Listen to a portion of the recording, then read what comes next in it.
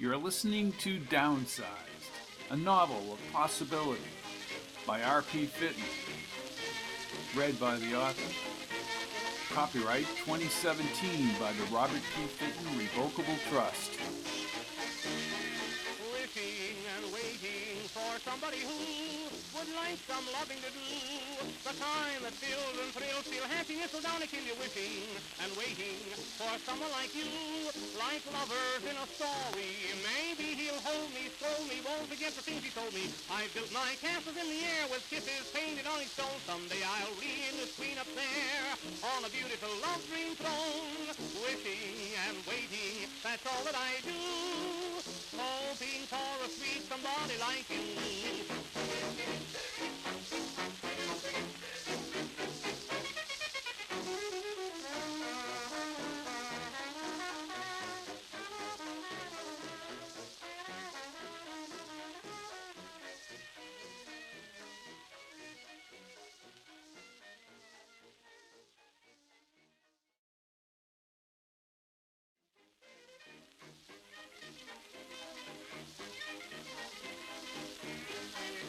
Downsized, Chapter 1. The Lambert Building, Corporate Offices, Los Angeles, California, September 28, 2008. Security is like an invisible bird, soaring and basking in the sun over the murky storms below. Alan Sackett basked in the sunshine, gaining the approval of the corporate board, and continued gallivanting to the luxurious resorts with his compadre Melinda, all the while running up the tab. His hair was coiffed at Robert's salon bi-weekly. He had his massage therapist Ashley on call 24/7, and he could lock a quick appointment with his acupuncture guru within an hour of placing the call. He was a young man moving up in the business world, a young man equipped with an acute business instinct and a portfolio of assets matched only by his swelling personal debt. He drove his new Mazda MX-5 Miata fast, holding the wheel firm with his Italian leather gloves. His other car, a Cadillac SUV, was parked in the Hotel Nuevo garage for weekend use. For Alan Sacket, vice president of sales was the next logical step in the corporate chain. His earnings were directly deposited monthly into his portfolio. The rest was paid to the burgeoning charges on his debt. Big Brian, heavier and never a match for Alan in sales or the exercise room, struggled almost a full lap behind him as he crept up the 59th floor track overlooking the coast up to Malibu. "I tell you, Bri, I'm in line for the VP sales. I'm the guy." Brian somehow kept pace. "AB, the rumors are all around." "What rumors? I haven't heard any company rumors." "No, not company rumors. I don't like the way the politicians have handed out mortgages to people who couldn't pay back loans." Alan tilted back his head and laughed as he trotted along the window span with a view of Santa Monica and the beach rim to Malibu. "You worry too much. I'm not worried. My division has a 20% sales gain, buddy. 20%. Melinda and I will be off in Greece in 2 weeks." "You take too many cruises, Alan." "Melinda and I have our lifestyle, and we intend to exploit our resources." "Well, I have 0 debts there, buddy." "Yeah, no fun." "Well, I won't go broke." "I don't have to worry about that either. I could retire right now if I wanted to." "You're lucky Melinda has a secure position with that financial group." "Yeah, she's a maverick. Make more of other people's money that way." "I don't trust her." "What do you mean you don't trust her?" Alan stopped, breathing quickly as his friend caught up. "Brian, you're starting to get under my skin. I'm being promoted, and I'll have an office in Miami running the East Coast divisions, or maybe the West Coast. 850 Lamberts stores under my thumb." His cell phone, velcroed to his upper arm, buzzed. Sacket. "AB." "Melinda, where are you?" Her analytical tone sometimes seemed indifferent. "Still in Denver. The city is having us run a full lot of the Wellfleet Fund. The mayor wants to avoid any pitfalls down the line. After all, we're talking about renovating the entire city block, but I don't see it." "You sound cynical." "Cynical? They just bailed out AIG, for God's Well, I'm doing great with Lamberts. Well, good for you. Things are precarious, A.B. I've taken everything out of the money markets anyway, pulling back all my own investments. After I ditched Bear Stearns, I'm totally independent. Right. And I feel secure being away from all that subprime debacle. I don't see the Senate passing any bailout bill. It's cash, cash, cash. Are you sure? Don't worry about it. Cash is good, A.B. I won't be arriving back in the city until Sunday afternoon. That cuts out the Palm Springs junket unless you want to head out there early, A.B. Take a puddle jumper over Sunday if you can't make it direct, or a limo from LAX. I'll leave you my email as to my plans. The brightening ocean hurt his eyes. Will do. You can reach me on my third cell phone. Hey, I enjoyed that video conference last night. Yeah, at least we had some dinner together, even if it was virtual. Linda paused as someone had shouted in the background. I'm wanted back in the conference room. Anything on your promotions? I'm still waiting. You can upload any announcement by Lamberts into my personal mail. You bet. Keep in touch. See ya, A.B. Alan attached the phone to the Velcro slot on his arm and resumed jogging. Weird. Brian tightened his lips. What's up? Her dissolving her investments for cash. I had my doubts. Oh, she's always wheeling and dealing, Alan. Alan rolled his eyes and grinned. He rustled his friend's dark hair. Doubt is not a pleasant mental state, but it certainly is a ridiculous one. Voltaire. Ah, there he goes with the quotes again. Don't worry, Bri. I'll take you with me to Miami when I'm promoted. His phone buzzed again, and he removed it as he kept jogging. Maybe they canceled the audit. An older but clearer voice came into his earpiece. Excuse me? Who the hell is this? Asked Alan, picking up the pace. He gazed across the gray smog layer tapering to the San Gabriel Mountains near San Bernardino. Am I speaking with Alan Sacket? Am I on the air? What is this? The distant voice spoke again. Mr. Sacket, my name is Charlie McGowan from Barclay, Idaho. I'm the attorney representing the estate of your late aunt. Aunt Amanda. You sound out of breath. Is this an inopportune time? No. McGowan chuckled and shuffled some papers. I don't think you understand. This could take a little time to explain. Well, my workout ends after the next lap, Mr. McGowan, after which I shower and put together next week's projections for the senior vice president of my company. Then I get in my car and I leave town. I see. Well, I can call you back. Sure, I'll talk to you later. Bye now. He ended the call, stared at the phone, and stopped running. Brian turned and finished the lap as Alan opened up the stairwell door. He felt good as his body wound down. He stretched his muscles all the way to the elevator doors and then pushed the button. He hadn't thought about Barclay, Idaho for a long time. When the letter arrived last week stating that his great aunt had died of natural causes, his emotions stirred back to that one summer he spent in Barclay when he was 10 years old. Aunt Amanda owned a little red general store with Uncle Ned. Alan smiled as he remembered opening the wood screen door. A metal-plated advertisement for Moonbeam Bread crisscrossed the frame. He would buy baseball cards 3 series ahead of everybody else back home in Pasadena. Back then, he walked down the dirt lane with Soonie. Soonie's smile, bright green eyes, and curly blonde hair remained in his thoughts even after all these years. He wondered what happened to her. Hello, A.B. Hello. Brian swished his open hand in front of Alan's eyes. Thinking about that blonde in marketing? No, actually, I was a million miles away, Brian. I really was. Well, you better get your head back on for your presentation to Archer. Get your projections together if you want that promotion. Alan slid the mouse across the pad. The red and blue graphics, broken down in pie wedges, as well as the bar graphs, appeared on the side monitor. Numbers didn't lie. It had stacked up as another great week. Only 2 stores had dipped, but the losses were insignificant. Archer would congratulate him once he read the report. Alan clicked on the printer and sat back in the smooth vinyl chair. He took his cell phone off the table and tapped into Melinda's voicemail. Hey, Figures last week, 57%. Market share, half a percentage point for the year. Total hours worked by yours truly, 81. Hope I made your day. The printer shook and the colorful charts nudged out of the top. One of his secretaries rushed through the open glass door. Mr. Sacket, there's a revision on the Sacramento South store. Alan turned from the printer. Up or down? She turned up her rose lips. Up, of course. Shall I include it in the presentation? Megan, don't sweat the small stuff. We may need it. Alan stood and opened his mouth for a few seconds before he spoke. Oh, come on, Megan. Sir?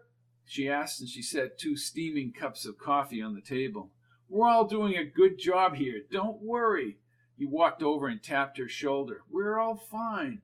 Megan turned down her mouth and looked half convinced. Maybe you're right, Mr. Sacket. I know I'm right. I'll see you after I schmooze Archer. She nodded and scooted around the corner. Alan went back to the printer and collated the pages himself. It would be a short and simple presentation, just the way Nate Archer liked it. He looked at the graphs again and smiled. After this report, Archer might offer him the VP position on the spot. Alan clamped the corners and slid the report down the long wooden table. Then he walked to the window and half closed the blind slats. Archer did not like a bright room. For a moment he debated whether he should have printed the hard copy. A monitor display would impress Archer. He shook his head. All Archer wanted was the numbers. 3 monitors blasted out news, stock, and business reports and something out of Vegas. Archer's white hair and blue eyes gave him a ghostly appearance as he moved into the room. This is not good. That market is very volatile right now. I have the reports and they're good. Archer, suit coat now off, tightened his red suspenders and rolled up his sleeves. I've been fearing this thing for 10 years or longer. You don't lend money to people who don't have the means to pay it back. I have a 57% increase, 20% overall. Alan, I've been with the board all night. We're trying to take measures to head off this possible calamity. My market share is a half a percentage higher than last year, Mr. Archer.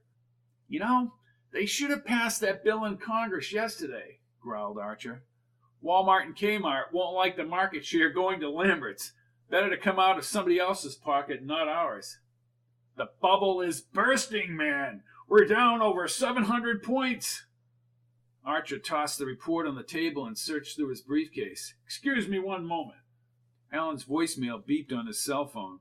As Archer carried on, Alan accessed his own voicemail. Maybe Melinda was calling back early.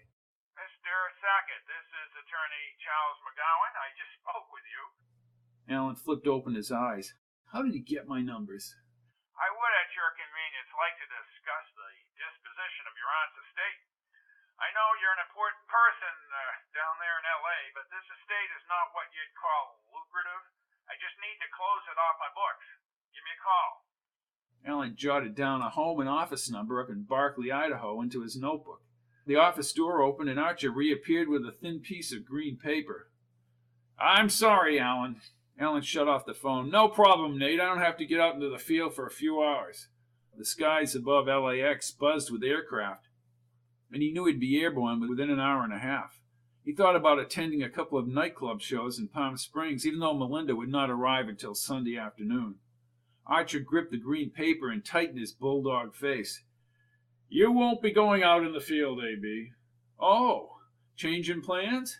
Yes, there are changes, but I am forced by Mr. Lambert to implement this because of the instability in the economy. What? Archer placed his hands on the edge of the table and squinted. Alan, your position has been eliminated. Alan produced a perplexed smile and stared at Archer from the far end of the table. Oh, you're sliding me up, down, and around.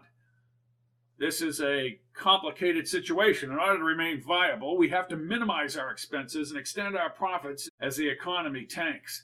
We'll take care of you, A.B. His stomach fluttered. What do you mean? The severance package is standard. What? I had a 20% increase.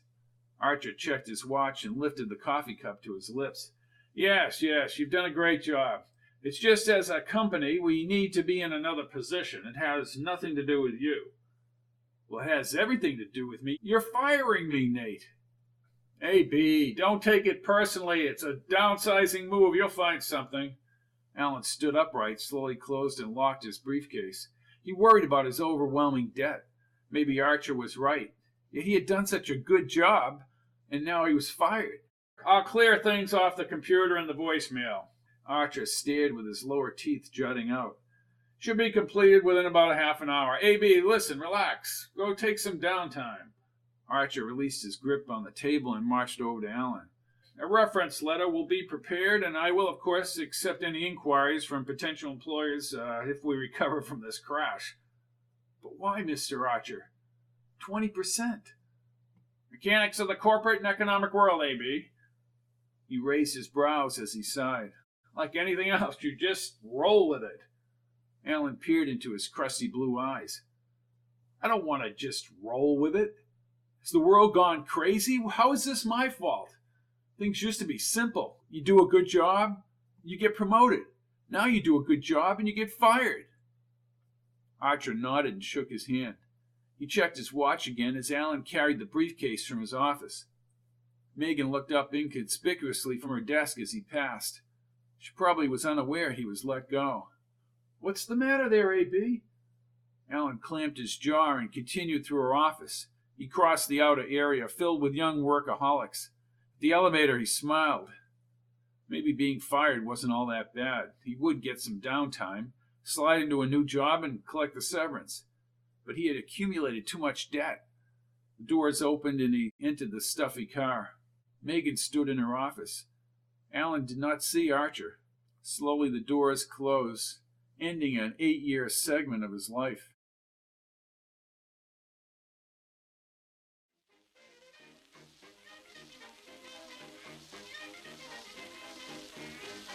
Downsized by R.P. Fitton, Chapter 2. Alan followed the bellhop past the lush trees and plants of the small arboretum. During the plane flight to Palm Springs, he wanted to do business as usual, utilizing his laptop or making a few cell phone calls. He contemplated buzzing Melinda, but could not admit failure. The conversation with Archer bounced through his mind. Was he really fired? He understood about corporate buyouts and too many people on the payroll, but why him? Being fired also required a legal opinion. From the plane, he placed a call to Nick Conti and left a message. Nick had done extensive legal work on behalf of corporations. Maybe he could pressure a settlement with Lamberts. The bellboy unlocked the suite and lugged the bags inside. Alan spotted him a $10 tip, and the kid nodded as he left.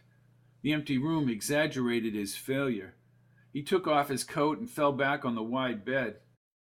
The chilled air raced from the central air ducts as he faced the white popcorn ceiling. Like a computer on an endless search, he tracked everything he did at Lamberts during the past 6 months.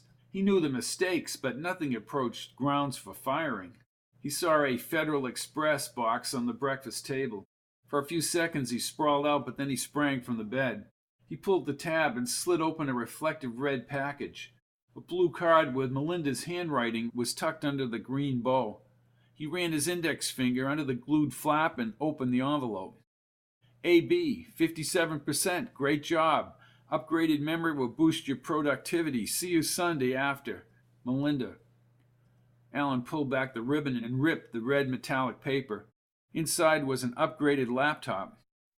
All dressed up, nowhere to go. His cell phone rang. Alan Sacket. Alan, this is Ralph Portman. I'm calling all my clients to quell any panic. Well, I'm sure the market will bounce back, Ralph. Alan, I tried to make changes, but you were heavily invested in the housing market. He headed for the window and pushed the drape button. The straight green fairway was overshadowed by a jagged Mount San Jacinto peeking toward the clouds. How much did I lose? Alan, your entire portfolio is down to $150,000. What? What kind of a schmuck outfit are you running, Ralph? I owe 10 times that amount. None of us saw this coming. Holy God! He banged his hand against his forehead. I'm screwed. I'm totally screwed. You have to reinvest, Ralph. There's nothing left to reinvest in. This is a major crash. Alan moved the phone away from his ear and then threw it onto the bed. None of the last few hours made any sense. He stared outside across the gold golf course. Archer treated him with no more dignity than the numbers on the report. Addition and subtraction of profits resulted in Alan Sackett being caught in the middle. Now he had no job, and his portfolio had just crashed. The credit cards would only last a few months. He would need cash or at least a refinancing of his debt. The phone rang back on the dresser, but Alan stared at the mountaintop down the rocky talus below. He deliberately strutted across the thick blue rug. "This is Alan Sackett." Alan, this is Nick. Alan smiled, and he could feel the adrenaline surging. "Nick, I was fired unjustly this morning." Alan, come on, the market just crashed. "And my portfolio's been wiped out. Look, what happened to me was unfair. I need to sue Lamberts." Alan. "You know I've done a superb job, and I had a 20% increase over last year. They said I was downsized." Were you? "I guess I was, but they can't do that." How old are you, Alan? "I'm 39. Well, certainly no class action discrimination. Did you say anything to precipitate this termination? "No. I was brought in to do a report, and Nate Archer watched as the market went into freefall." Severance? "Yeah, 6 weeks." Did you accept it? asked Nick, moving some papers around. "No, not yet." If you do, it will negate any further legal action on your behalf. Alan gestured as he spoke and looked at his matted blonde hair in the mirror. He wanted a shower or maybe a swim in the pool. "Look, I need that money. I have a tremendous debt ceiling." Then take the money. "But they can't just fire me." Sure they can. "That makes no sense. You fire people for doing a good job?" Doesn't matter, it's their company. Is this the United States of America? Maybe this is some bad dream. I was always brought up to think when you did a good job, you got rewarded, not fired. Not the way it works. It's how you fit into corporate strategy. He pinched the bridge of his nose. "Listen, let me type something up and I'll email it to you, Nick." Nick cleared his throat as if he wanted to say something to someone in his office or on another line. If you want to, Alan, send over some stuff, but I'll be damned if I'm optimistic about legal action. Maybe if I spell it out. Sure. I may need you to keep track of my... See, I've run up a tab, a lot of things. How much? Pushing $1 million. Are you kidding me?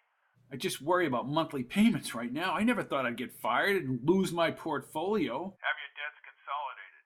I think I'm beyond that now, Nick, said Alan, shaking his head. Ask Melinda. His voice shook as he spoke. "I don't even want to tell Melinda. Listen, you'll have a statement from me within an hour. See what you can do." Send me that financial thing, too. Exactly how much you owe and to whom.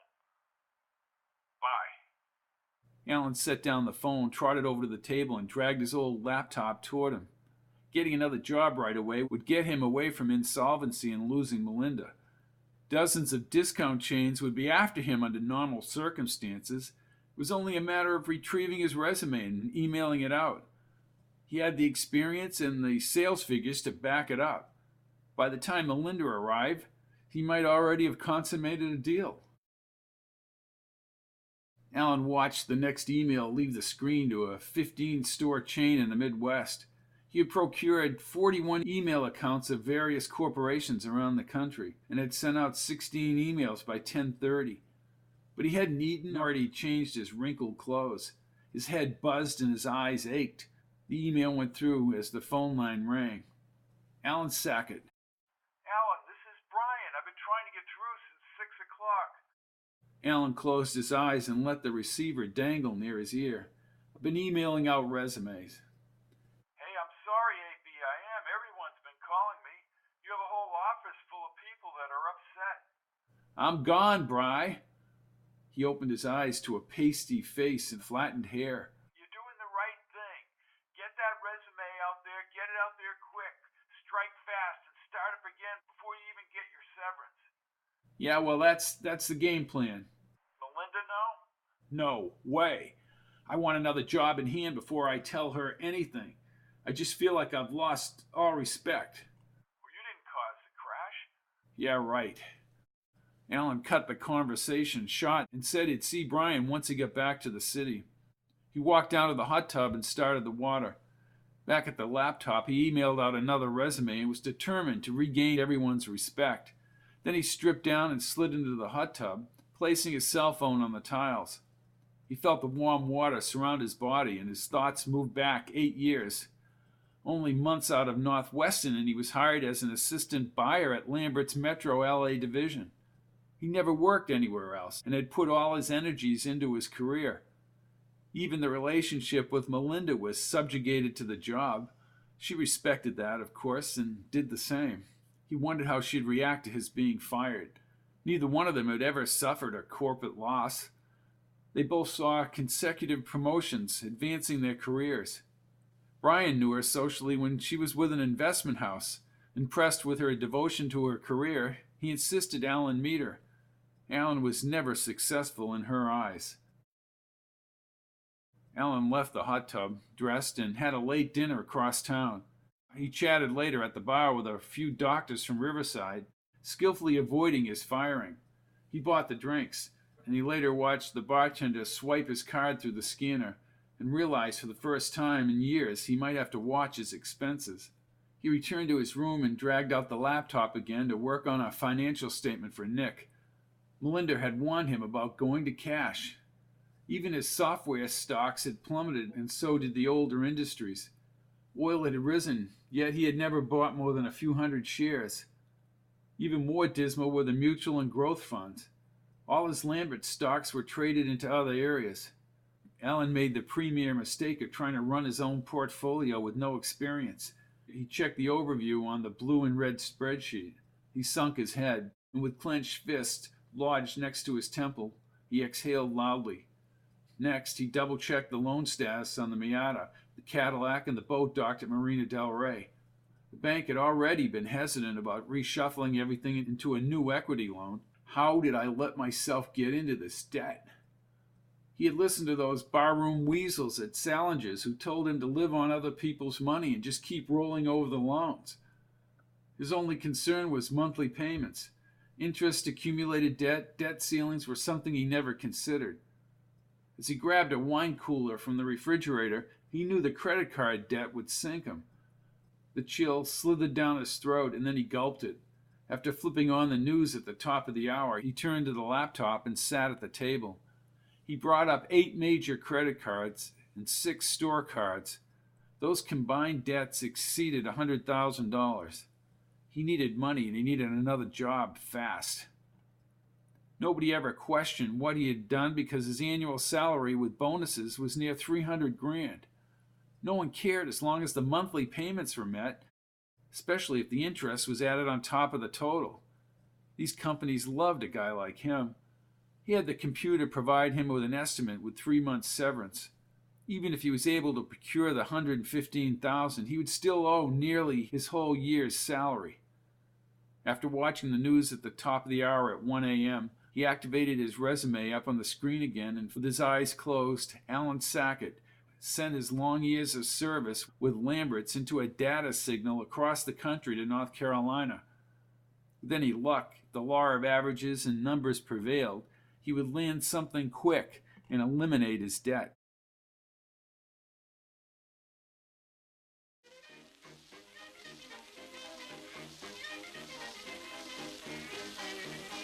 Downsized by R.P. Fitton, Chapter 3. Because Alan needed money, he would have to brief Melinda about leaving Lamberts. He was still tired and his eyes ached. Near noon, he stopped sending out his resume. On Monday, he would make follow-up calls, and his contacts within the industry would get him working again. He would use that spin when he spoke to Melinda, but he would not impart the severity of his debts. Paying down some of that credit card balance would free up extra credit. Melinda, still in dark business attire, walked briskly from the black limo. As she approached the hotel, she held her thin leather briefcase close to her svelte body. Alan hunkered behind the lobby doors and tried to mimic her supreme confidence and perfect appearance. Her brown hair, permed and short, accentuated her tiny cheekbones and penetrating blue eyes. She maintained a calm posture, backed by an extensive portfolio and a persuasive demeanor. They were always considered a match set. Now Alan stood powerless as she burst through the outside door. A.B., A.B., Melinda. They exchanged a quick embrace, pecks on the cheek, and held hands for 10 paces. Her potent perfume provided a tantalizing scent. And how did things go in Denver? Unbelievable about the market, huh? It's going to slide more in October, trust me. Well, that's the business cycle. Did you liquidate? Oh, yes, I liquidated. She gazed around the lobby. Good to be back here, A.B. The break will give me time to plan my Texas trip. We face a major challenge in Houston midweek, but I can get into that later. By Christmas, I'll buy off all the losers who lost money in the crash today. By the way, let me congratulate you live on your monthly performance. Yes, the month was good. Alan's stomach tightened. He was convinced she might not understand the circumstances of his downsizing. It's good to see you in person. Video conferencing only goes so far. As they stepped up to the front desk, she squeezed his hand, but only for a second, as if it were part of some routine.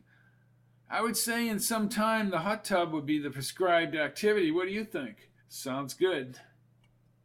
Alan hoped relaxing in the room's hot tub would provide an adequate buffer before informing Melinda he was no longer with Lamberts, but she decided on a brief encounter under the sheets, which was an appropriate prelude to the long soak in the hot water. Alan complied, and then found himself immersed in the bubbly, steaming water, listening to her business forecasts. With so much on his mind, he closed his eyes a few times. She did everything by the book. It never bothered him till now. Maybe her agenda was irrelevant to his present predicament. Melinda checked her voicemail and then worked on her laptop. She dressed into a more informal white dress for dinner, and he donned a dark suit. He wanted to tell her. The phone rang. He watched her smooth brow furrow. She tilted her head and squinted. Who the hell is this message for? I don't understand why such a message would be... Yes, specifically for Alan Sackett? She held out the phone as Alan crossed the room, still looping his blue silk tie. This is Alan Sackett. Mr. Sackett, I have a message from Graybar International. They've received your resume and would like to talk to you. Mr. Paulson will speak to you at 9 a.m. Monday morning. The number... I have the number, thank you. Well, what's that all about? She asked, adjusting her pearl earrings in the dresser mirror. Alan set the receiver back on the hook and looked up precariously. Changes are coming. Oh, you are so clever, she said, standing. You didn't even hint you were thinking of making a lateral move. Well, it isn't exactly a lateral move, Melinda. You're going right to the top, A.B. Alan left his bottom teeth exposed. I left Lamberts. Why? He shifted his weight and bit his upper lip. God, I don't know how to tell you this. What happened? My position was eliminated. Melinda's mouth slowly opened like a drawbridge rising. His eyes assumed a constricted appearance, and she seemed to be weighing things in her own mind. That's absurd. Numbers don't lie. So you're out of work. Well, temporarily. This is not good. Hey, listen, no one's more upset about this than me. Bad image. First thing out of any CEO's mouth will be a question about your being let go. They won't understand anything but the facts, and the facts make you look bad, A.B. Her straight, cold logic and lack of empathy cut an angry surge into his gut. I would have wanted to hear some support. She moved back to the mirror and began applying her eyeshadow. You'll find something. At least you have your reserves. Alan stared at her and was stunned at her indifference. Listen, during the transition, I need some movement in my cash flow. What? I need some help. She set down the mascara and pinched a pencil for her brows. She formed a neat, thin line, and without moving her lips or looking at Alan, she spoke in an analytical tone. Your selling off should give you enough cash. No, I need some cash until my assets spin around. I have a severe cash flow problem. Are you asking me for money? Yeah. I see. Well, interesting request. She turned and then stood again. You know, A.B., I can't believe that Nate Archer would approve a plan to eliminate your job if everything was on par, despite the market crash. What's that supposed to mean? It means that something else is going on. You don't get canned without a good reason. Yes, you do, said Alan. He moved closer. Listen, this isn't my fault. The market crashed. I'd be willing to postulate you never sold off anything. You lost everything, didn't you? Her upper teeth formed a sharp rim over her lower lip. Then she shook her head. Alan, I thought you primarily had more business prowess. Secondly, you don't even have the balls to admit that you have messed up your life. He grabbed her arm. I didn't mess up. Get your hand off me. Alan released his grip, but his teeth were clamped as he spoke. I guess I can see what happens when things get a little tough. Whose fault is that? She asked, picking up her white purse. What kind of a transparent relationship is this anyway? She raised her left brow and clutched her small purse. With a transient smile, she shook her head. Somebody once said that we best see ourselves against the river. Well, I guess it is this backward motion against the source, against the stream that we most see ourselves in. Robert Frost, West Running Brook. You've lost your mojo, Alan. You're a tower of jelly. Then she laughed, strutted by him, and paused at the door. I'll be dining alone. Poolside, Alan held an untouched straight whiskey as the upper lights popped off. The bartender gave him a passing wave as he, too, left the darkened bar. Amidst the cluster of empty tables, Alan's mind was stuck within a myriad of conflicting thoughts. His anger at Melinda had not abated as he fixated on the iridescent blue pool water. More than not helping him with his cash flow, her attitude ate away at his self-confidence. He should have known he wouldn't have her emotional support. Her contingent love was the same as Nate Archer's loyalty.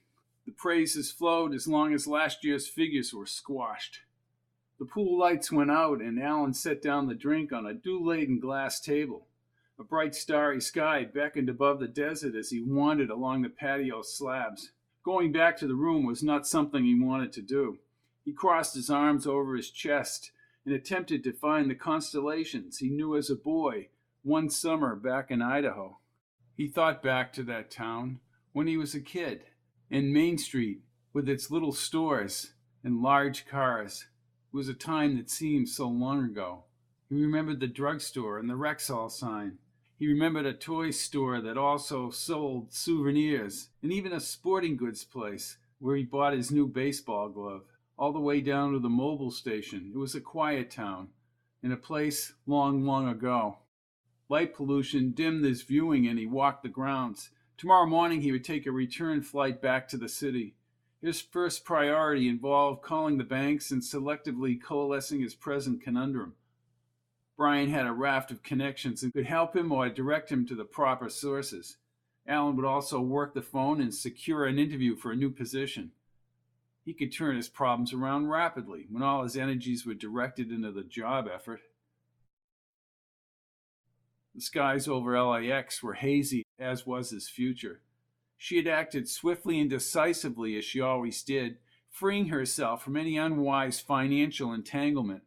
Alan thought back to early this morning when he returned to the room. Melinda's clothes were gone from the closet, laptop missing from the table, and her bags removed from the room. A quick check of the front desk confirmed her departure to parts unknown. He called her voicemail and left a scathing message, regretting it later as he lay awake, sweating all night in the hotel bedroom. As the plane dipped for descent, the congested freeway traffic snarled below. A few weeks away might help him forget about the shallowness of the relationship with Melinda once he had secured the gray bar job. She hadn't answered any voicemail messages, nor did he think she would. Melinda was the least of his problems. Brian agreed to meet with him for lunch and had some possibilities for improving cash flow. Alan wore a sharp-cut blue suit, new tie and shirt, and had his shoes shined in the Nuevo lobby. He acted as if he were still employed. He ordered drinks and thought about his efforts that morning.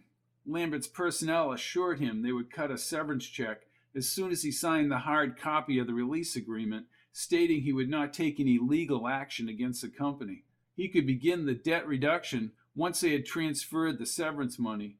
Other major companies also had responded positively to his resumes, boosting his spirits. Bry! Brian buttoned his suit jacket and glanced at the table, but he studied Alan as he crossed the room. Come on over, Brian. Sit down. Relax. You get another job? He asked as he sat. A perplexed look lingered on his face. Or did Melinda call you back? The answer to both questions, my friend, is no, and I'm moving out of the Nuevo. Right. Did you find a bank to consolidate your debts? Alan's smile dropped. Not good. Word is out. They all know I've been fired, and I lost my ass in the market. That's odd. You said you might have some suggestions, said Alan, fiddling with his glass. I do. The waitress appeared. Brian smiled and lifted the leather-bound menu. He ordered a turkey sandwich quickly and some tomato soup. Alan asked for a salad, and as the waitress left, he leaned forward and folded his hands. You have another bank or source? Well, not exactly, Alan. I know certain questionable people. Listen, you have considerable debt and meant nothing as long as the check kept coming in and the investments rolled over. We don't need to rehash whatever mistakes I made. What do I do? Brian flipped his business card and handed it to Alan. A single local number was scrawled in green ink. I know this guy Gonzalez. You call this number and you'll get a La Mirada connection that he gave me. Ask for Roscoe. Okay? Roscoe can take care of the situation and reduce everything to a long-term commitment. Heavy interest. Like you have a choice? Alan closed his eyes briefly. The money would soon flow again once another job materialized, and then he could settle with this Roscoe. Is this guy reputable? Who cares? Brian sipped the drink and smiled, and then produced a full laugh. But A.B., you don't make the payments, and they'll do what they have to do.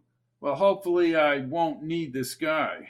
You better hope you don't need him. He'll solve your short-term problem, but he'll be lurking out there. You'll still owe every cent, and more.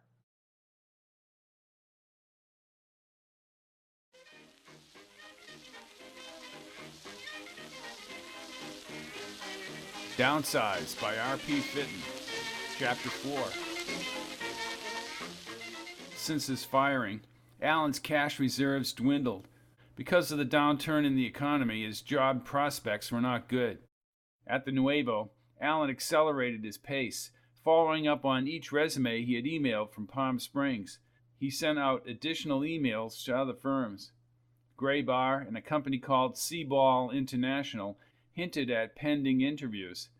As he worked the telephone, Alan heard the oft-repeated line about how someone in personnel would file his resume, but because of the downturn in the economy, prospects were bleak.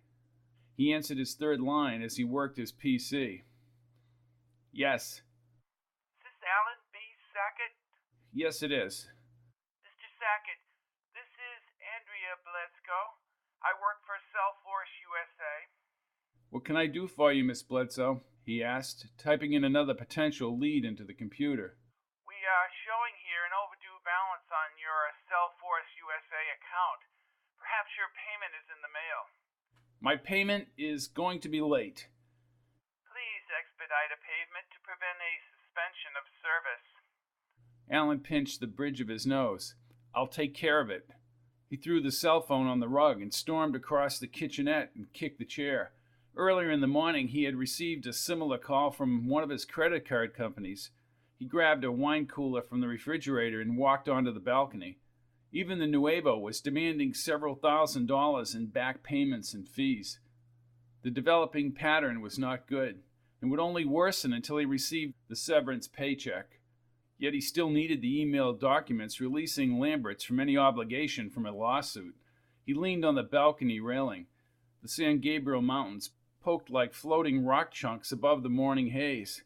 He shook his head, swished the wine in the glass, and chided himself for not paying more attention to his debts. He rushed back inside when the kitchen line sounded, but he hesitated. Alan Sacket. Nick. Did you get my email?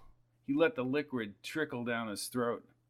Yeah, that's why I'm calling. There was a part of your original contract with Lamberts that technically in charge until the end of the year. Not anymore. We could attempt to make a case and guarantee you more money and maybe damages. All right. Alan paced the kitchenette, dragging the phone's wall cord behind. Don't get too excited. They won't pay any severance until the suit is settled. Instead of 100 plus, you could be looking at $500,000. Or if we lose, nothing. And legal bills. Yes, I don't expect an answer right now, but I'm sure they're pressuring you to sign a termination agreement. Then they want it all locked up. Let's do this. I will plan to hear from you by the end of the week. Make your decision and I'll go with it. Agreed. Thanks, Nick. I'll have to consider the entire picture here. I'll have an answer for you. Good. I hope to hear from you. Alan hung up the phone and returned to the balcony. The hummingbirds darted between the bright flowers in the gardens below. All his problems would end suddenly if he leaped onto the concrete. He finished the wine cooler, smiled, and set the bottle on the table. He wanted to pursue the lawsuit, but that would freeze up any credit and virtually shut him down unless he moved into another position immediately. Finding another job might take time. He pulled out Brian's business card and glanced at Roscoe's number. Calling Roscoe, no matter what the interest rate, would eliminate the debts, and winning the lawsuit would pay off Roscoe. It sounded easy. Without hesitation, he retreated inside and dialed Roscoe's number. Not surprisingly, he was connected to an answering machine, and a gruff, crude voice told callers there was nobody home. Alan mentioned no names, explained he was deep in debt and needed prompt consideration on a loan. Then he blurted out his second cell phone number, hung up the phone, and held the receiver for a long time. He grabbed his second cell phone, walked outside, and fell back into the lounger. The sun warmed his face, and his eyelids glowed red. He never would have called Roscoe if there was no chance of winning the lawsuit. With the severance, he might reduce some of the debt, and with a new job, whittle everything down. But with no severance presently, he had to turn to Roscoe.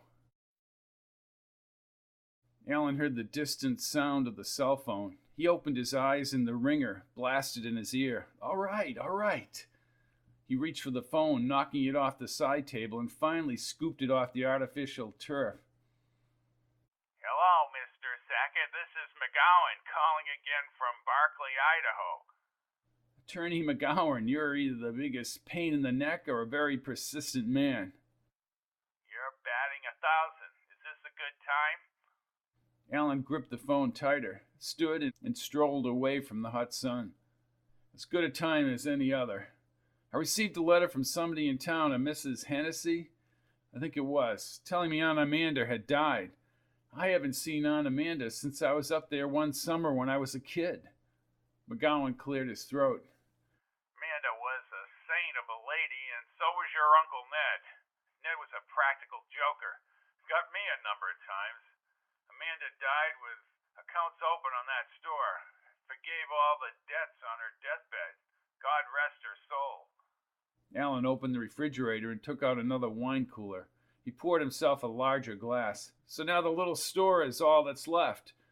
I've still got my baseball cards from up there. I'm afraid the store is not in the best of shape, Mr. Sacket. Please call me Alan. Good. You can call me Mr. McGowan. Ho, ho, ho, ho. He said, producing a deep belly laugh. No, seriously. Call me Charlie. We're not talking about a large real estate transaction here, Alan. More of a pain in the butt to drag yourself away from your job and all the way up here to Idaho.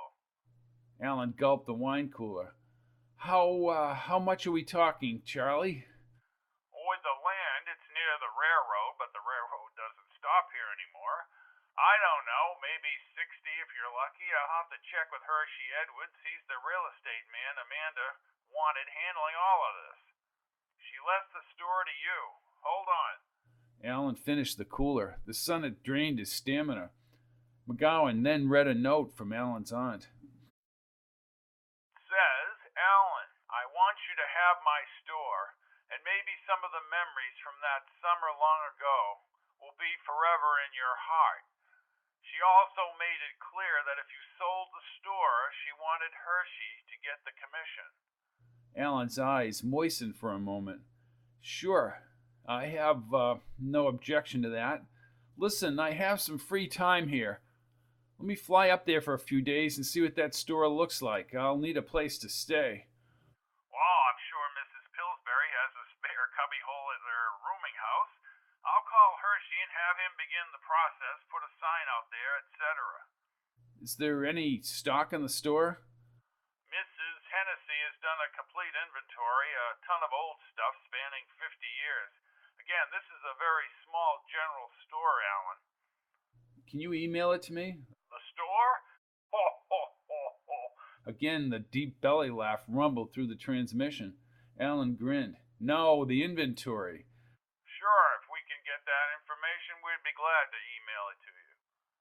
Maybe Albert down the drugstore can help me out with it. Alan remembered Albert, a gawky guy with pushback black hair, behind the counter of a wood-framed drugstore with a soda fountain and spinning fans along a high, ornate paneled ceiling. He thought about how he spent afternoons slurping down ice cream sodas with his friends and then cross Main Street, looking back at the Rexall sign. Then he would walk up to the huge fork in the road by the brick town hall to watch the Summer League baseball games. Hey, Charlie, nix the email. I'll make arrangements on my end to get up there. Look, I'll call you. I won't even ask for a cell number. Good. You won't get one. That's funny. It was nice chatting with you, Charlie. You know, I had forgotten about that summer. I'll be looking forward to meeting you, Alan. Bye now. Alan picked up the cell phone and stared at the TV monitor, still on cable news. But his mind was back 30 years ago with a baseball glove hanging on a bat balanced on his shoulder. He was with Soonie, walking down a dirt road leading to the general store. Soonie, curly hair pushing out of a Giants hat, raced him under the trees near the railroad tracks. She usually won and was inside the counter ordering popsicles from Aunt Amanda by the time Alan arrived. Things were so quiet back then. In 30 years, the place was probably laced with strip developments. He dialed Melinda's voicemail from his kitchen phone. As the phone line connected, he soon discovered that the entire number sequence was already altered. He was listening to a computerized voice telling him to contact the originator of the mailbox, so he complied and called Melinda's condo in Brea. He watched the sports segment on the news as her line rang. He ripped the receiver away as a disjointed signal blared in his ear. So now the condo number is changed. I don't believe this. 4 years down the drain because I lost my job, Melinda. He set down the phone and went back to the computer, activating his email. Without prior thought, he typed in a concise message stating he wanted to speak with her before she walked out of his life. He called her an insensitive drone, and then he sent it without regret. His cell phone rang. Alan Sackett. The voice gyrated through the earpiece. Sacket, this is Roscoe. I understand you need some help. Yeah, big time, to tide me over until the next job comes through. How much are you in hock? Oh, you wouldn't believe it, said Alan with a wispy laugh. I've seen it all, Sacket. How much do you need? $489,000. You shitting me? It's not that bad. I've got severance coming. Alan's heart raced for the first time since he was in Arch's office. Got another job? You got a car? You got a condo? I do, but those assets are in consolidation loans with no equity. Probably owe the friggin' bank 6 times over. They don't mean shit in liquid capital but in my hands. Listen, your buddy Brian spelled everything out. You're a real high roller, Sacket. We'll foot you 250? $250. I thought you guys had money. We do. You don't. Look, just bring it up to 3 and add more interest on it. You don't understand. You don't miss deadlines with us, Sacket. Alan sat back in the kitchen chair. What about the interest? What about it? Pay me $6 grand a month unless you resolve this early. We got a minimum 25 grand regardless. I got a lawsuit pending. I'm good for it, Roscoe. I told you already. We already checked you out, Sacket. Don't go blowing your own horn. I already knew about your cars, the Mammoth Lake condo, the boat at Marina Del Rey. Meet me Thursday morning, 2:45 a.m. Maggie's place. Where is... North Hollywood. Right on the boulevard. You'll find it. That's a pretty seedy area. Yeah, well, this is a pretty seedy deal. 245 Sacket. They usually wait for only 15 minutes. You can buy the coffee. We'll get the bastards off your back. You pay us and everybody will be happy. Understand? Understood.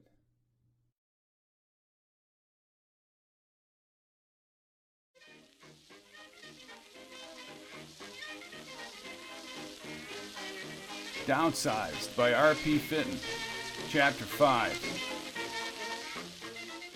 Alan was happy leaving the city. Up the coast, the jet veered inland, high above the wrinkled brown peaks. Since he awoke, he thought more about Aunt Amanda and how his family had lost touch with her after his parents' divorce. It was impossible now to know whether his father, long since passed away, had talked with her over the years. He pulled out a magazine from the plastic holder on the seat ahead. With great relief, he paid off the credit cards and left the rest of Roscoe's loan in trust with Nick. If the gray bar job came through, everything would work out quickly.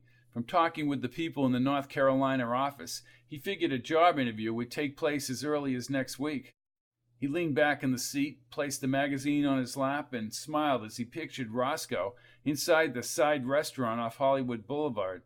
A compact little man, Roscoe had spun slowly on a chrome stool, and his slick hair glistened white under the flickering fluorescent tubes. He wiped his knobby nose. From under his gray, shiny suit, he removed a red nylon fanny pack, secured around his wide stomach, and handed it to Alan. $250,000 in crisp bills were lined inside. He pointed toward the two guys with ponytails, dangling earrings, standing near the door. They saluted, smiled, and flashed two automatic weapons from under their coats. Roscoe told Alan to pay for his coffee. Alan performed the odd ritual and strapped the fanny pack around his waist. And the first payment of $6,000 was due at 2 a.m. on October 15th, and would be $6,000 a month at this coffee shop on the 15th until his lawsuit was settled. Then he would pay in full. The two goons at the door would later escort him to his car via a back door and follow him back to the Nuevo. But Roscoe's last words shook Alan, and he could still hear them vividly in his thoughts. You screw up, Sacket, and they'll kill you. And they'll take and do whatever they have to do.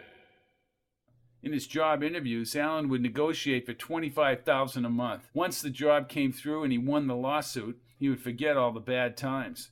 He would use the proceeds of Aunt Amanda's general store to bring down the car balances. He pushed his teeth together as he closed his eyes, and the plane completed its turn. The tingling in his stomach and the reoccurring headaches signaled now how much the pressure was ripping him apart. Everything he had set in motion now had to unfold perfectly.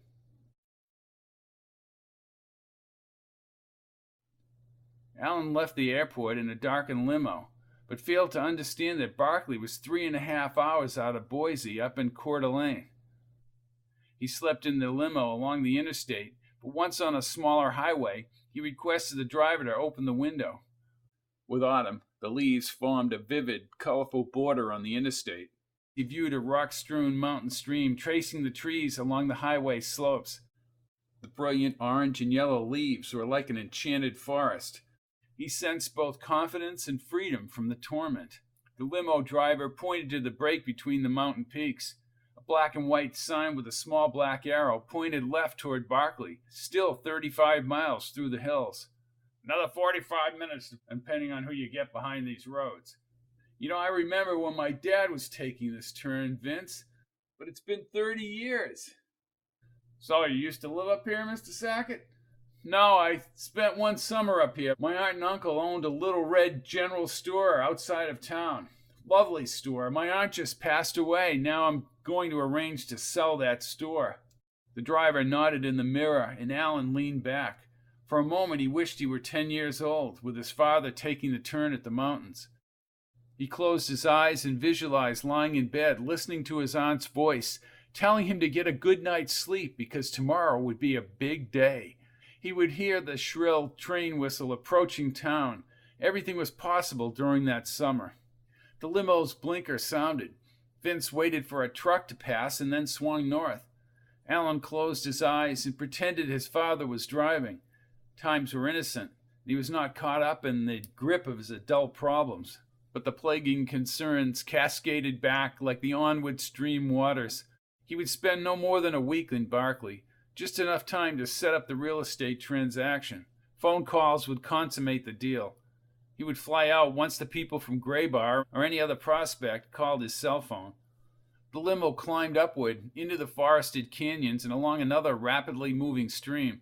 Roscoe's wrinkled countenance overlapped the blue skies and the towering timber-packed mountains.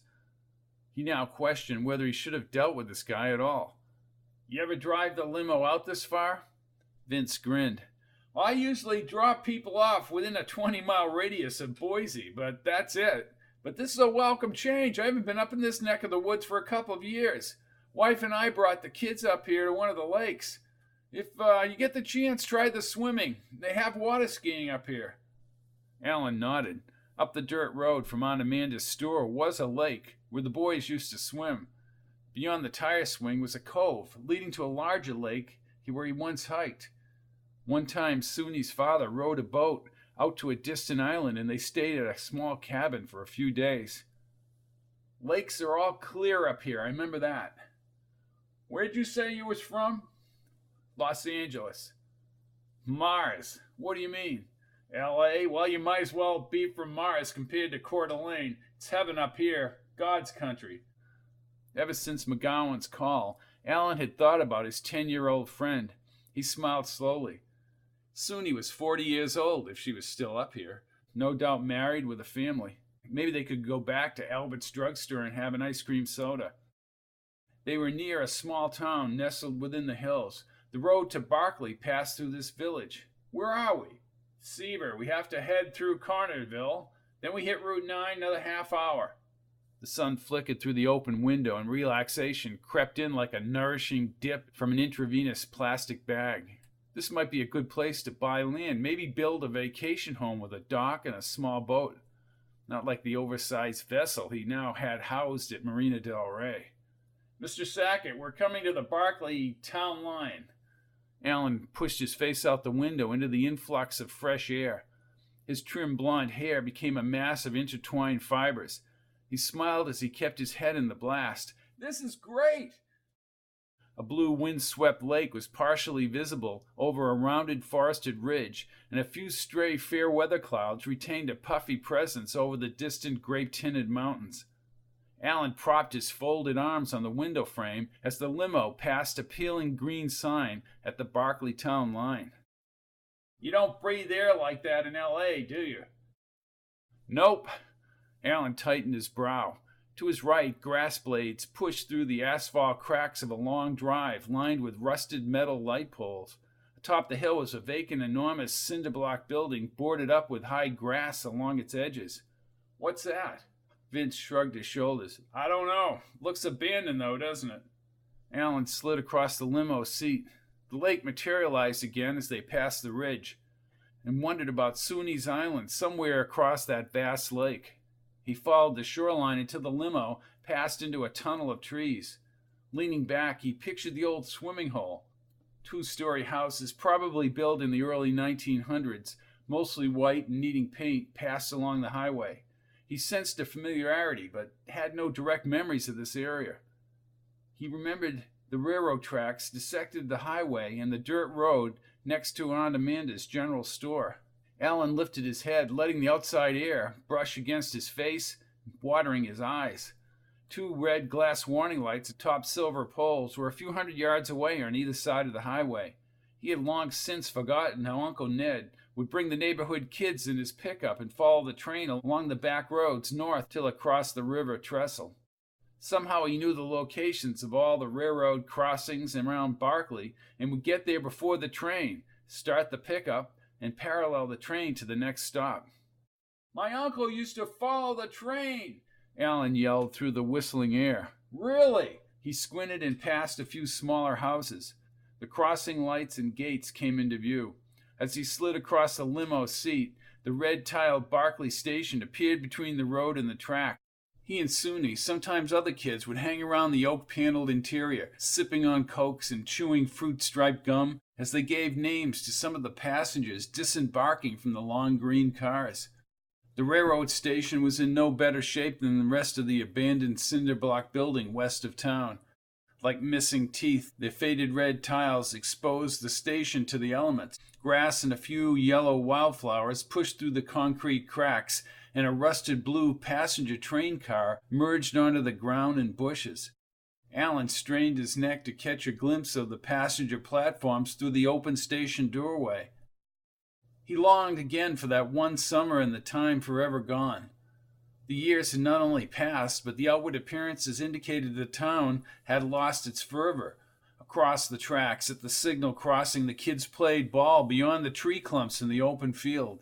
His smile widened, and the faded red, L-shaped store, 2 stories high, appeared beyond the corn stalks down the dirt road.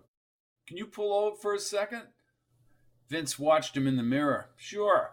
My aunt's store is just down that dirt road. You want me to drive down there?" "No, not yet. I'll get down there later."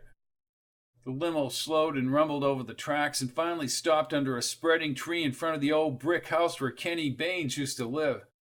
He focused on the store, clapboards pinker with age, and the black sign's gold lettering faded above the lengthy outside porch.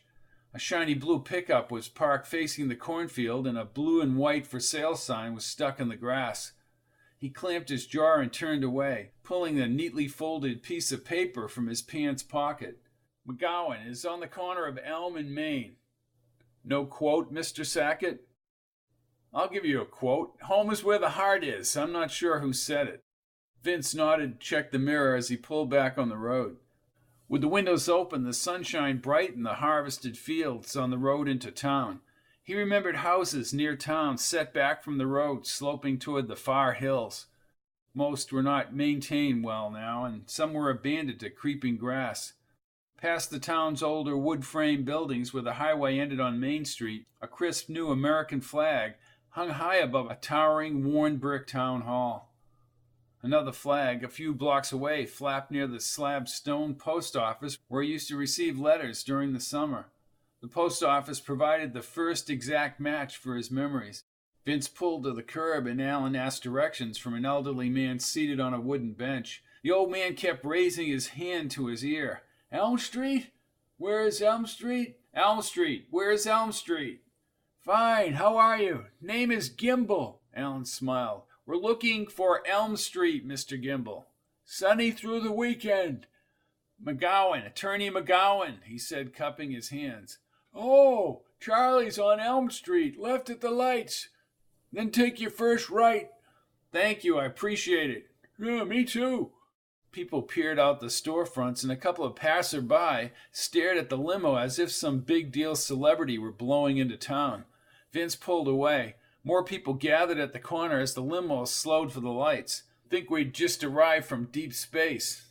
"You have." Alan laughed, tilting his head back and nodding.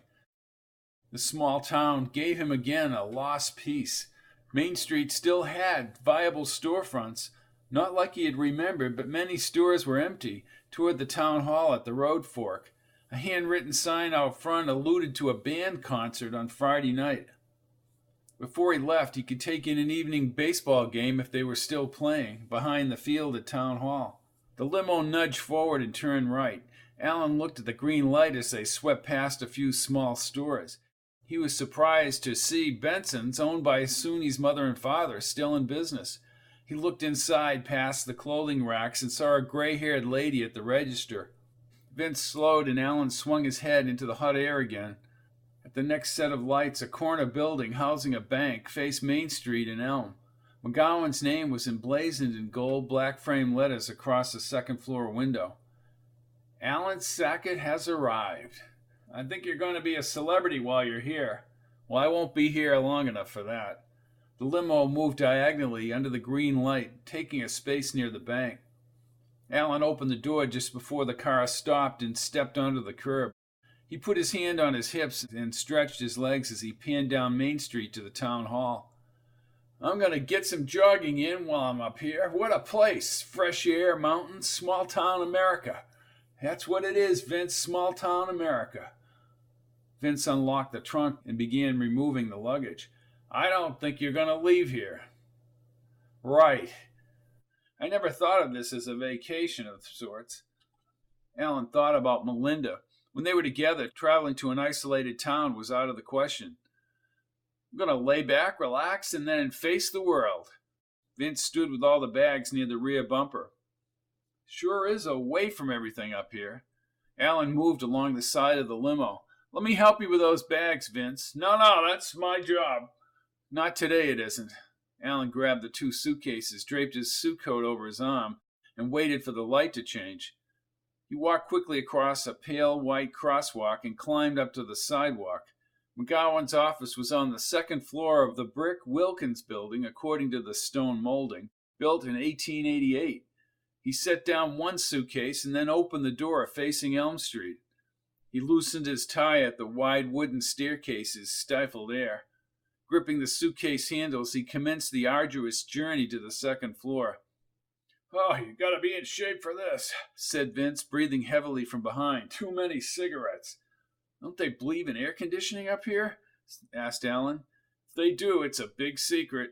Alan waited on the worn, dusty wooden floor.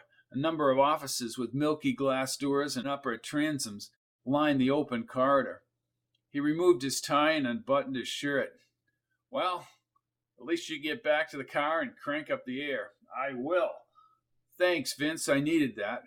Constant complaint is the poorest sort of pay for all the comforts we enjoy. Benjamin Franklin. I figured another quote was coming. Alan passed the staircase and found McGowan's open office door about 20 feet away. The front office was empty, but he recognized McGowan's brusque voice on the rear office phone.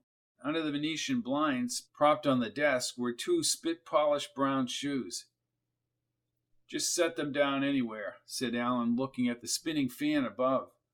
I'll be right with you, said McGowan. Alan slipped his leather wallet from his suit coat pocket. The limo was already paid for by credit card, but he placed a $100 bill into Vince's hand. Thanks for your help there, Vince. Thank you. I hope you and your friend meet again. Oh, you mean Soonie? Well, I gotta find her first. Have a good stay here, Mr. Sacket. Enjoy the time you have. I will. Thank you. Vince tipped his hat and scurried into the hallway. In the inner office doorway, a pudgy-faced man with a crop of flawless gray hair, wearing blue pinstripe pants, leaned against the frame. His sleeves were rolled up, and his bright red polka-dot tie was in place. That was a mighty big tip. Don't let folks around here see you flashing that money, Mr. Sacket. You'll start out with a bad reputation. $100 bills are scarce up here. Alan smiled and squeezed McGowan's smooth hand. Nice to meet you, Mr. McGowan, and thanks for the advice. Have a good flight, did you? I did, but I must say it's good to return up here. That's right. You were up here when you were a kid. Long time ago. His eyes were sharp, and Alan perceived his intelligence was not reflected by the whimsical intonations in his voice. I was 10 years old. You were just a pup, Alan.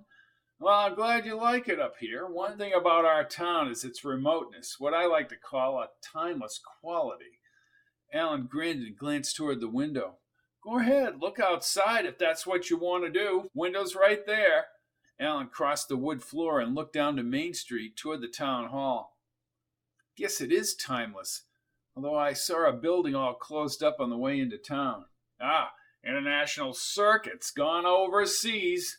Mainstay after the war, provided 256 full-time jobs, and half that number in part-time work, and work for kids during summer vacation. What happened to all the people who worked there? Some went to L.A. Ho, ho, ho. He held his stomach and laughed. Alan grinned. Others were hurting. Long-term unemployment, some got old, some died. It's been 9 years. We did everything we could short of bribes to keep that place here. Have Kenny Baines talk about that. Little Kenny Baines with the Raleigh bike. He was the only kid on the road with a 3-speed. The rest of us had little Schwinns and Columbias. Well, little Kenny is the president of the Barclay Credit Union. Probably still owns the Raleigh. Nice man. He's lived here all his life. He stood up against them bastards. Really. Darn tootin'. He fought that plan along with everyone else, but labor was cheaper in Taiwan or wherever they sent it. so everyone else suffers. Your aunt's store is a prime example. With nobody working, nobody wants to visit a general store. Times have been tough. I saw the houses on the way in. I could tell that. Yes, sir. They need work too. But anyways, getting back to your little sojourn up here. I think if the plant were still in operation, you might get more for Amanda's store. As a matter of fact, Ned would do backflips if he knew the asking price. What is the asking price? Well, Hershey says you can't get more than 50 on a good day. On an okay day, 40. And if nobody's buying, well, I don't even want to think about that. I see. What about as an investment? Can it be fixed up? McGowan produced a blank face and continued to stare at Allen. He took out a cigar from his box and lit it. Cigar? No, no thanks. Oh, you one of those exercise types, are you? I do exercise, yes. Thought so. Now, about the store. Fixed up for what? Allen, I just got through telling you no one will come in here. Unless you drop them in by parachute, you could consider any effort put into that store as a waste of time. That's what I needed to know. Hershey has this thing listed. A steady stream of people moved in and out of the post office down the street. Heck yeah, all the way down to Cornerville. That far, huh? Hey, never mind with your big city sophistication. We live a different lifestyle up here. I suggest you take advantage of that while you're up here. Well, I would find that refreshing. Allen turned back. Was my aunt sick very long? McGowan shook his head. She walked downstairs last June, opened the register, counted the money, fell over and died. He snapped his fingers. Over real quick. We should all be that lucky. Your aunt was a wonderful woman. I dated her in high school. They still have records that far back? Asked Allen, testing his sense of humor. Oh, yeah, they go back. You can start by calling me Charlie. Okay, Charlie, I don't remember you when I was a kid. I was away that summer. I had a case up in Washington State. His eyes tightened. So, look, I called Mrs. Pillsbury. She has a room for you. Now I can call this guy Hershey. Maybe light a fire under his butt. McGowan gave him the same frozen look, this time locking the cigar into the picture. Al, Mr. Sacket, this isn't Smog Valley. We move at a slower pace, and the more fires you light, the slower it goes. I call it our uncertainty principle. Any questions on quantum physics can go to Mr. Eaton at the high school physics department. I have to say it will take some realigning on my part. I'm used to grinding out results 15, 16 hours a day. McGowan kept the cigar pinched between his incisors and put his arm around Allen. Allen, talk to me when you leave and see if you still want to go back to the thick of it. I'll lay odds that you'll have to realign on the other end. Well, if you say so. Allen smiled again. He liked McGowan's hometown simplicity. So when's the next baseball game? Are they still playing in the league up here? Absolutely. Cascade League goes right until the first snowfall.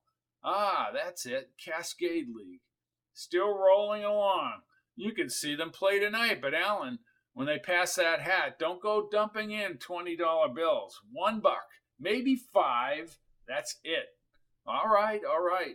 He found himself constantly grinning. I guess it's off to Mrs. Pillsbury's rooming house. I know what the next question is. How do I get my luggage over there? Allen nodded.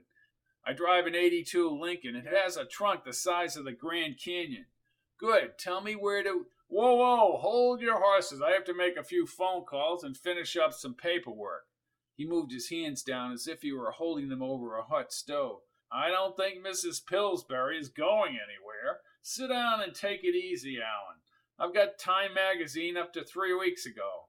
The rest are back at my house. And by the way, welcome to Barclay.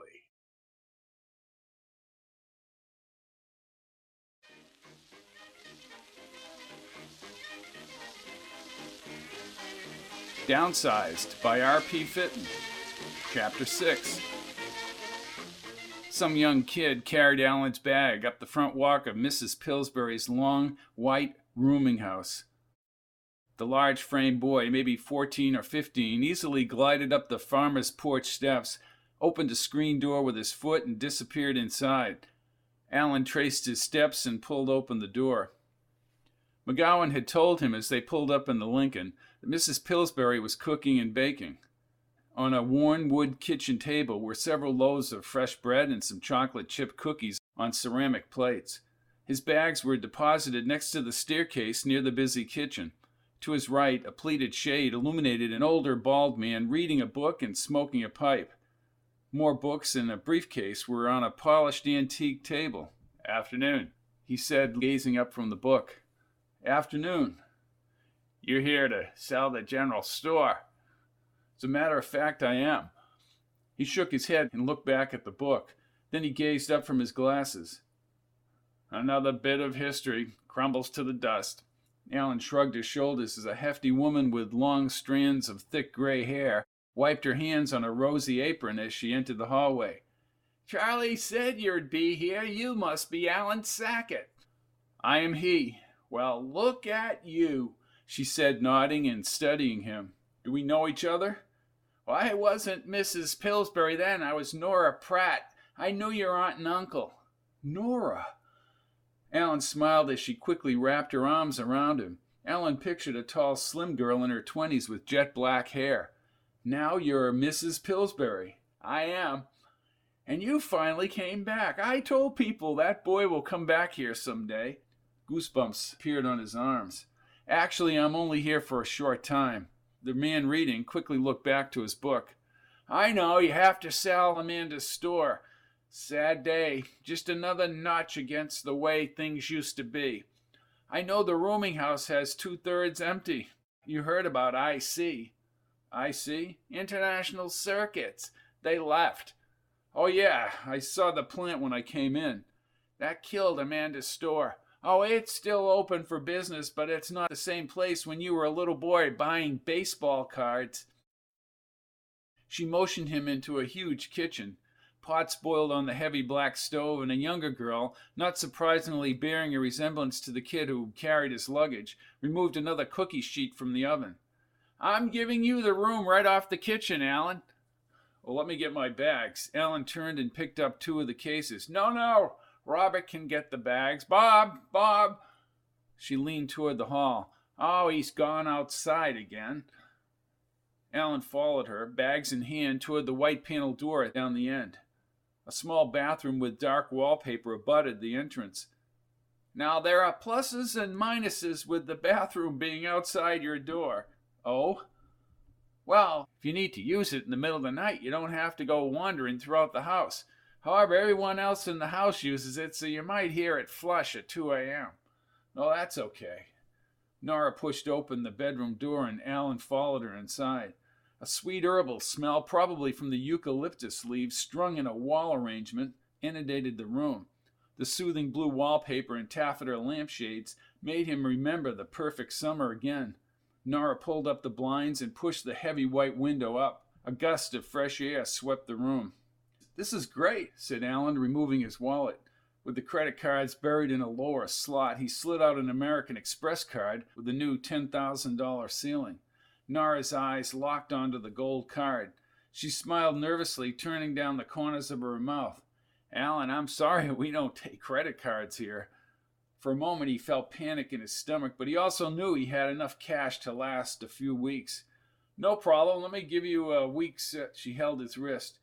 "We don't worry about payment here until services have been rendered. You can settle with me when you're ready to leave." "Well, that's really nice of you, Nora." "Only in Barclay." "This isn't the big city. You'll start to feel that again, too." I already have.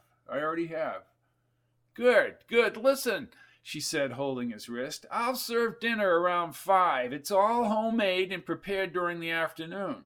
You relax and unwind for a bit, and we'll talk about the old times during that summer." "Thanks. It's good to be back." "Well, they say you can't go back, Alan, but I've got a secret." She leaned and whispered in his ear. "You can." Alan hugged her, and she jaunted back through the doorway, closing it slowly.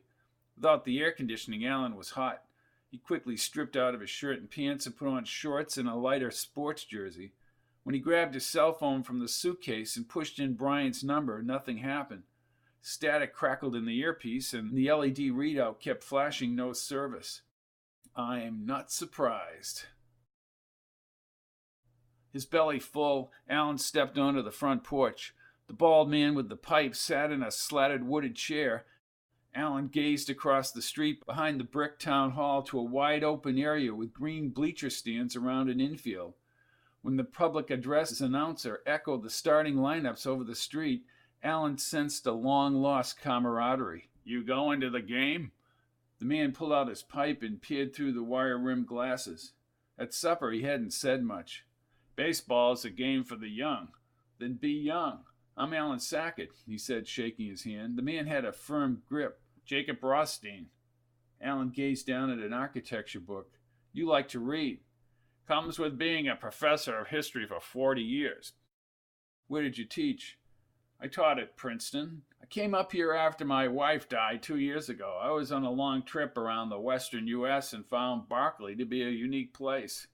Look, they even have fall baseball." Alan looked up Southeast Street, where it joined at Main Street and the highway at Town Hall. "Well, there's not much happening up here." "Young man, Barclay is rich in history." "History is something that never happened, written by a man who wasn't there." Anonymous. "I like that quote, and you're probably right." Jacob turned the book pages abruptly, as if Alan had committed a great sacrilege. "Well, I'm going to go to the baseball game now, but I would enjoy learning about the history of Barclay, Professor." Jacob looked up when Alan called him Professor. "Congratulations, young man. You're the first person up here who actually asked about the history of this town and put me in my place." He raised his index finger. "I'll take you up on that request, and remember, I tolerate no slackers in my classes." "Okay, Professor. Now go to your game." Jacob waved him off and went back to his book. Alan half grinned as he moved down the steps and thought about Nora's reminiscing at the dinner table. Nora had a way of telling a story as if it happened a few hours ago. Savoring the thick roast and mashed potatoes, Alan was treated to a description of his aunt's general store. Now, as he moved under the colorful spreading trees toward the street, he thought back to images of shelves lined with dry goods and humming wall coolers containing dairy products. Uncle Ned sold farm fertilizer and feed and supplies from the back stockroom. Men backed up their trucks to a long concrete dock facing the cornfield.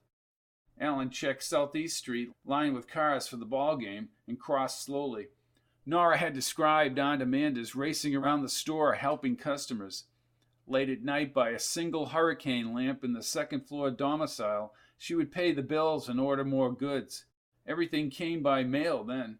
No computers, emails, and sometimes a phone call for a special order, usually for Uncle Ned and his farm supplies. As he stepped between cars and onto the grass, Alan scanned the bleacher seats.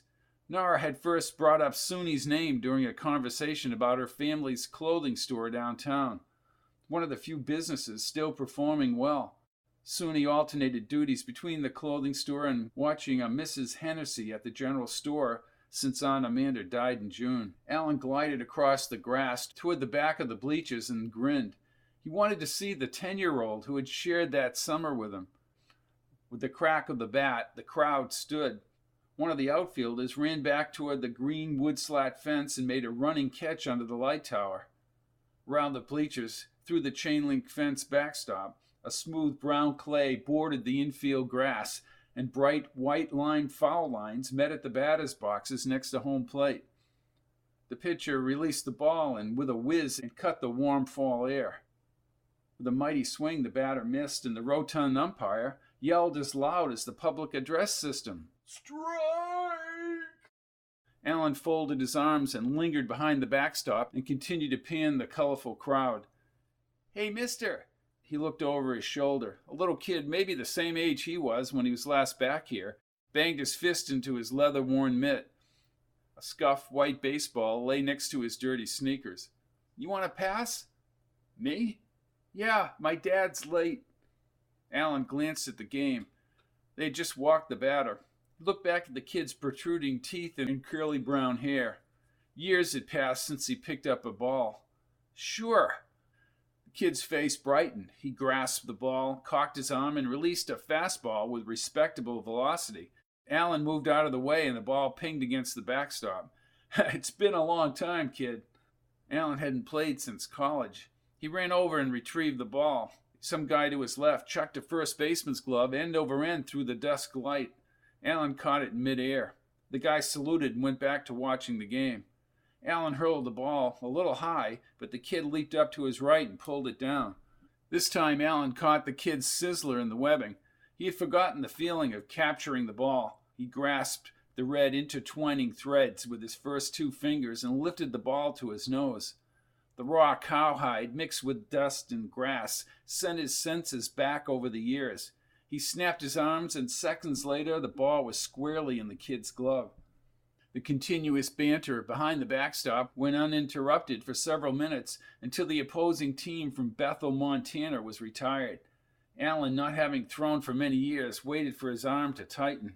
"You play ball?" asked the kid. His voice hadn't yet changed. "Yeah, I used to play." "Thought so." He crunched his nose and tested Allen with a grounder. Allen's knee moved toward the grass, and in a maneuver tucked away deep in his brain, his glove defended the ground as the ball whipped back hundreds of shortened grass blades. It shot into his glove. He scooped it out and blazed it back to the kid. The kid seemed impressed and took the play to the next level. "What's your name?" "Allen." "I'm Ben." He lobbed the ball this time, as if Allen had passed some kind of initiation test. "You came in that limo." "Yeah." Allen threw him a fly ball, but Ben ran with his glove out and tried to one-hand it. The ball popped out and landed on the grass. "Two hands, Ben, 2 hands." "Huh?" Allen ran forward, holding his glove up and to his left. He brought his right hand back to the pocket. "Capture the ball. Capture it." "Give me another one." He threw the ball underhand, and Allen caught it with his bare hand. In a single motion, he pitched it upward. The threads tumbled in the artificial light as the ball was pulled back down to earth. Ben brought his glove up close to his shoulder and swung over his right hand, capturing the ball in the glove pocket. A crescent moon smile formed across his face, and he held the glove in the air. Allen smiled too as a loud motorcycle slowed on Southeast Street. Ben's smile dropped, and he faced the street. A heavy man in a belly-round black t-shirt and cigarette stuck in his lips parked his motorcycle. Ben's young eyes were glossy and fixed as he kept smashing the ball into his glove. "Dad, you're late." "We had to finish painting that Chevy from Cornersville." The father's eyes were bloodshot, lids hung heavy, and he moved with a jerky motion. He looked at Allen with the glove. "Who the hell are you?" "Me? I don't see nobody else standing around playing catch with my son." "He said you'd be late, so I—" "Ball game's over there, partner." He looped his arm around his son's smaller frame and marched him toward the fence. When they were near the fence, the father shook his finger repeatedly at Ben. His voice boomed out in bits and pieces as Ben slumped down. Allen pounded the first baseman's mitt. A cop with a buzz cut moved along the backstop and stopped next to Allen. "What a bully." He looked into Allen's blue eyes. "What, the motorcycle guy?" "Yeah, Tug Sadler. Bad influence on that kid. Hey, you're Allen Sacket. You don't remember me, do you?" "Has to be from the summer I was up here." Tug was still shouting at Ben as he climbed onto the motorcycle. "George Gavin. Georgie Porgy." Allen smiled and put his hand on the policeman's shoulder. "Georgie Porgy Gavin." "Oh, B, I haven't seen you in 30 years. I heard you came back about your aunt's store. So how's it feel to be back in God's country?" "It beats the pace I'm used to." "You know, that was a great summer," said Georgie Porgy. "It's like we did everything that summer. More than we did in 10 summers. I kept asking Amanda when you'd be coming back, but we never saw you again." Georgie Porgy's radio attached to his belt hissed and crackled. Someone summoned him across town and he excused himself, but he asked where Allen was staying and said he'd call. To his left, Ben straddled the large motorcycle seat. Tug revved the engine. Ben gripped the seat edges and they spun down Southeast Street. The kid seemed scared. Allen shook his head and wandered through the gate toward the stands. With the crack of the bat, one of the hometown boys grounded into a double play and the inning ended. Allen climbed the bleacher seats and found an elevated position next to the support crossbars on the opposing team's side. The perch provided him an excellent view of the lights coming on in the town, the older houses on the highway back toward town, and the railroad tracks beyond the town's brick elementary school in the center of town. Woods obscured the cornfield and onto Amanda's store down the highway as darkness fell. "Alan," said a man with dark wavy hair, dressed precisely in beige Bermuda shorts and a red sports shirt. He stood behind the bleachers next to a shorter man with a gray crew cut. Alan smiled because he didn't recognize him. "I know I met you guys when I was back here." The guy in the shorts stepped forward and shielded his hand over his eyes. "You knew one of us. Hershey was always filling his brain with something." The dark eyes seemed remotely familiar. "Kenny Baines?" "The man wins first prize, Hershey. How are you, Alan?" "Well, I'm fine. Come on up." Once in the stands, Alan shook hands and they sat down to watch the game. Hershey talked briefly about the store and the low market value. Kenny was more articulate, soft-spoken, and as president of the bank probably worked closely with Hershey. As the innings progressed, the overhead light towers brightly illuminated the grass expanse below. Alan renewed his friendship with Kenny. In the bottom of the sixth, Barclay rallied for 2 runs to tie the game as Kenny talked about the old swimming hole. "Alan, I haven't been up there since my kids were little." "How many kids?" "2, Kenny Jr. and Annie." 8 and 9. "Do you remember Joe McGowan? Related to Charlie?" "My father-in-law." "Oh, so you brought the kids back to the swimming hole." "Oh, you know the old routine. Show them every place Dad used to frequent, bore them into never returning, and then satisfying your own desire to be young again." "Second childhood," said Hershey. "That's why he coaches Little League." "Nothing wrong with that," said Alan. "I did see kids playing on that old ball field behind Aunt Amanda's store." "Yeah, Soonie's kids play up there. Her girl was as good as the boy. She's outgrown playing baseball." Alan tried to picture those kids, and the image of the 10-year-old Soonie rocketed into his head. "Well, Soonie could chuck the ball, too. I heard she's taken care of the store since Aunt Amanda died." "Let me tell you something, Alan. When Soonie was 11, she used to wait by the train station all that summer long. She said you were coming back. Amanda finally had a talk with her inside the station." Alan tilted his head. His longing for the good old days mixed generously with the warm feelings for Soonie. He gazed back at the blazing light towers toward the highway and imagined her waiting at that station. "I want to see Soonie again." Everyone sprang to their feet and screamed. Alan saw the tail end of a high-fly ball sailing down from the darkness as it cleared the left field fence. Barclay had just gone ahead. Hershey shouted over the roar of the crowd, "You need to look at that store anyway before you sell." "And her kids. I'd like to meet her kids, too." "Well, she's usually over there in the morning to check on Mrs. Hennessy." "Listen, why don't we meet there around 10?" said Hershey. "Are you really going to sell?" Alan's thoughts were shaken back to Roscoe, the outstanding credit card bills, and his other debts. Tomorrow he'd have to call Graybar and some other companies from a land phone. "Alan, you look like you have the weight of the world on your shoulders." "I guess it's just tough selling the old place." "Even tougher is getting a lower than usual price," said Hershey. Alan walked from Kenny's old Victorian north of the school. After a couple of toasts to old times, he was tired and ready for sleep. From the elementary school steps, Main Street cut a lonely line back to Town Hall. His aunt was gone, and he had only really known her once that summer, yet he could hear her smooth voice as he ran across the street to the post office. "Watch your step, Alan. Your mother writes every week. The letter will be in my box." Again he rushed up the steps and peered inside the glass doors. A single fluorescent light lit the front counter. In the dimmer light were dozens of brass post office boxes, numbers indiscernible behind the tiny glass rectangles. Number 724. He turned slowly, lips pursed as he sunk back to the sidewalk. On the drugstore's brick facade, a blue plastic telephone sign glowed in the darkness. Without his cell phone working, now would be a good time to call Brian. A few cars passed as he marched to the phone. He dropped in a quarter and then punched in Brian's number and his own calling card. As the line connected, he peered inside the drugstore. 2 auxiliary spotlights shined over a soda fountain, counter, and stools. "Hello?" "Brian, this is Alan. AB. "AB, where are you? You on your mobile?" No. "Melinda called here looking for you. She was sorry for acting so stupid in Palm Springs." Yeah, she did act stupid. She gave me another voicemail number and wants you to call her. Alan listened to the new extension as he studied each aisle and shelf inside the drugstore. He grinned when he saw the magazine section where he and some of the boys used to sneak looks at the new Sports Illustrated swimsuit issue.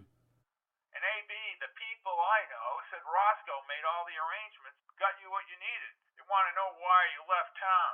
They're watching you with all that money floating out there. Don't play games with these people. You haven't bolted away somewhere, have you? Alan held the receiver and looked across the street at the wooden movie house. He had seen the film, black letters darkened on the marquee, over a year ago. Hey, Brian, I haven't bolted anywhere. I'll be back in town in less than 2 weeks. Just had to get away for a while. You tell that to your friends. I wouldn't call them my friends. I had to go through 5 levels of people and a lot of favors to bail you out. What about Gray Bar? Looks good, and so do 3 other companies. I'm not worried. Yet. A.B., don't talk like that. I can see them coming back to me and demanding money. Alan thought it might be nice to take in a movie, maybe with Kenny and his wife. He spun back toward the drugstore. Well, that won't happen. Just want to know where you are, A.B. What's the big secret? I'll get back to you, Brian, and tell Melinda thanks for the vote of confidence. He hung up the phone, but as he stared at the chrome digits, he was certain that his friend would now install a caller ID on the phone line. He would have to correspond with Brian in a different way. He was about to continue down the sidewalk when he noticed Soonie's family clothing store. Next to the movie theater, spanning 5 sections of window glass sheets within a white brick facade, the store was fully stocked with clothing racks. The building bordered the town's fire department and was diagonally across from the town hall. Alan meandered across Main Street, past the parking meters to the opposite sidewalk. At one time, music would play in the evening when Main Street shops were still in business. Couples perused the windows and children chased each other behind the lamp poles.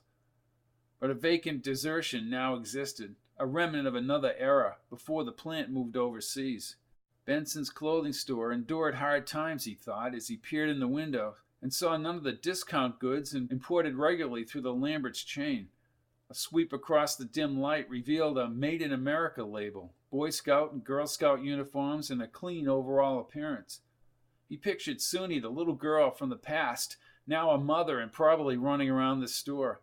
In the night air, far away in rural Idaho, Alan stared at his dim reflection. He looked relaxed and sensed a wonderment at the slower way of life. He was baffled how he ever had allowed his personal affairs to get so out of control.